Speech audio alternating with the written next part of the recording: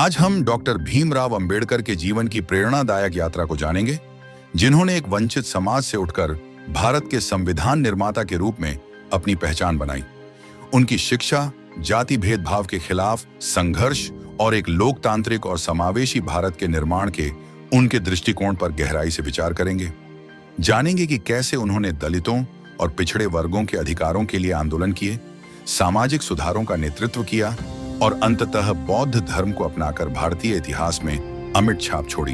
भारतीय संविधान रचयिता के बारे में जानने के लिए वीडियो पूरा देखें और चैनल पर नए हैं तो चैनल को सब्सक्राइब करें, वीडियो को लाइक करें और कमेंट में एक प्रश्न का उत्तर दें जो कि वीडियो के लास्ट में पूछा जाएगा। इसीलिए वीडियो पूरा देखें। डॉक्टर भीमराव रामजी अंबेडकर का जन्म 1891 में मध्य प्रदेश के महू में हुआ था। वे महार जाति से थे, जिसे उस समय अछूत माना जाता था। उनके पिता रामजी मालोजी सकपाल ब्रिटिश भारतीय सेना में सूबेदार मेजर थे। भीमराव का जन्म एक ऐसे समाज में हुआ था जहां उन्हें जाति के आधार पर भेदभाव का सामना करना पड़ा। उनके शुरुआती जीवन में ही उन्हें शिक्षा के लिए कठिनाइयों का सामना करना पड़ा, लेकिन उनके पिता ने उनकी शिक्षा पर विशेष ध्यान दिया और यह सुनिश्चित किया कि भीमराव को अच्छी शिक्षा मिल सके। भीमराव की प्रारंभिक शिक्षा सतारा में हुई। वह एक मेधावी छात्र थे, लेकिन समाज के जातिगत भेदभाव के कारण उन्हें स्कूल में भेदभाव का सामना करना पड़ा। स्कूल में उन्हें अलग बिठाया जाता था, यहाँ तक कि अध्यापक भी उनसे भेदभाव करते थे। इसके बावजूद भीमराव ने कठिनाइयों को हराकर अपनी शिक्षा जारी रखी। 1907 में उन्होंने मुंबई विश्वविद्यालय के एल्फिंस्टन कॉलेज में दाखिला लिया। 1912 में वे बीए की डिग्री प्राप्त करने वाले पहले दलित व्यक्ति बने। इसके बाद वे उच्च शिक्षा के लिए कोलंबिया विश्वविद्यालय न्यूयॉर्क चले गए।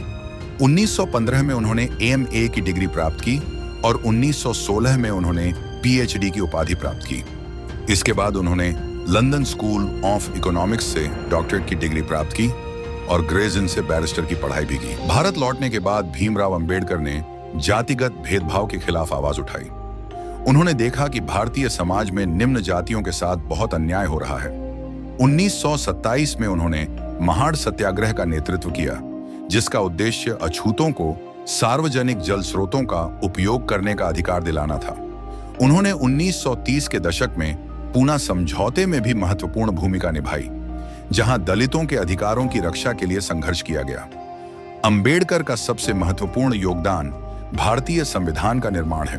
1947 में भारत की स्वतंत्रता के बाद उन्हें संविधान सभा का सदस्य बनाया गया और उन्हें भारत के संविधान निर्माण की जिम्मेदारी सौंपी गई।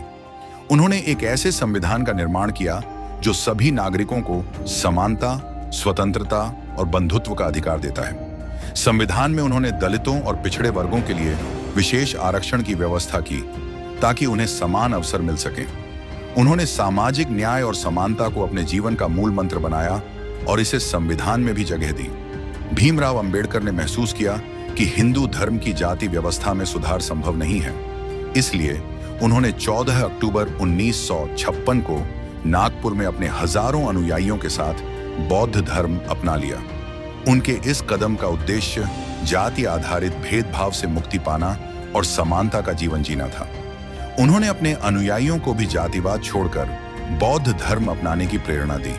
डॉक्टर अंबेडकर का निधन 6 दिसंबर 1956 को दिल्ली में हुआ। उनकी मृत्यु के बाद भी उनका योगदान भारतीय समाज और राजनीति में अमिट बना हुआ है। उन्हें 1990 में मरणोपरांत भारत रत्न से सम्मानित किया गया, जो भारत का सर्वोच्च नागरिक पुरस्कार है। डॉक्टर अंबेडकर का जीवन संघर्ष, संकल्प और समाज सुधार का प्रतीक है। उन्होंने जीवन भर दलितों और अन्य पिछड़े वर्गों के अधिकारों के लिए संघर्ष किया और उन्हें भारतीय समाज में समानता और न्याय दिलाने के लिए अपने जीवन का बलिदान दिया। उनके विचार और सिद्धांत आज भी समाज में प्रेरणा का स्रोत बने हुए हैं। उनका सपना था एक ऐसा समाज जहां सभी को समान अधिकार मिले, और इस सपने को साकार करने के लिए उन्होंने अपना पूरा जीवन लगा दिया। डॉक्टर भीमराव अंबेडकर आज भी एक महान समाज सुधारक, विधिवेत्ता, अर्थशास्त्री और विचारक के रूप में जाने जाते हैं, जिन्होंने भारतीय समाज में एक सकारात्मक परिवर्तन की नींव रखी। आज का प्रश्न: भारत का संविधान कब लागू हुआ? डॉक्टर भीमराव अंबेडकर ने बीए की डिग्री किस विश्वविद्यालय से प्राप्त की?